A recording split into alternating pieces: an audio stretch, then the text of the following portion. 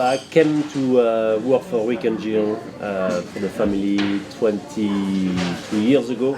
So I've just finished my 22 years as a head chef at the seafood. So Rick and Jill opened the seafood restaurant 45 years ago, or just over 45 years ago.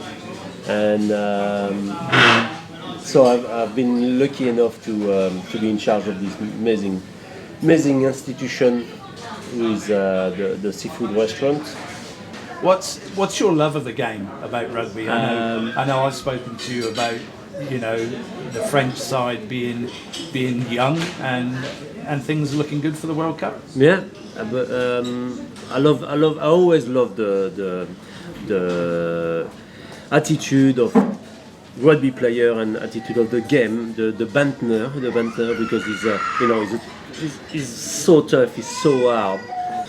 But when the game or when the service finish, shake hands and then you go and have a beer, or you have so it's very much like cooking is very much like rugby for the atmosphere and the banter. So just come back from Japan. We were lucky to go to the World Cup in Japan for 16 days. So pleased to be involved with you guys and rugby people. So and sport in general. I love sport. Sport is not just good for your body. Is very, very good for your mind. I always wanted to be a chef. So when I started my apprenticeship, when I was 16, I was lucky and fortunate enough to have some great people around me who give me some good guiding and give me some opportunity, all the tools I needed to grow. In Brittany? Was that in Brittany? No, in Paris. In Paris, okay. So I did my apprenticeship in a Michelin star restaurant in Paris, and the start of life when you're young mean a lot because it's the foundation, and some people are very lucky, some people are not so lucky. Sure.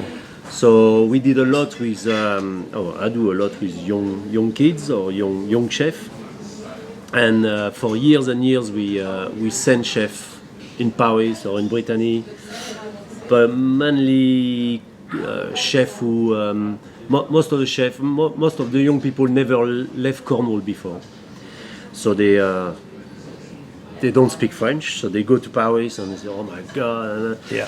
So they do a few weeks in some of my friends' restaurants, and they've been looked after, but it's very daunting for them. So when they go, they're not very confident and they're a bit lost. But when they come back after 2 weeks or 3 weeks, it's like they've got sparkle in their eyes, and they're full of ideas, and they say, "Oh wow, the world is." So giving the opportunity of young kids to open doors and see what the world is like. And sometimes it's just a handshake and talking to someone and just make them feel and say, "Oh, contact me," or whatever. That's a start. So being involved with London Irish or with the academy, if I can help, I'm happy to give back. Sure. to help whoever. I love people. I love food, of course, and I think people and food and sometimes a bit of drinks help. But I spoke to a few of the London Irish players, and I can see they love their food. Yeah.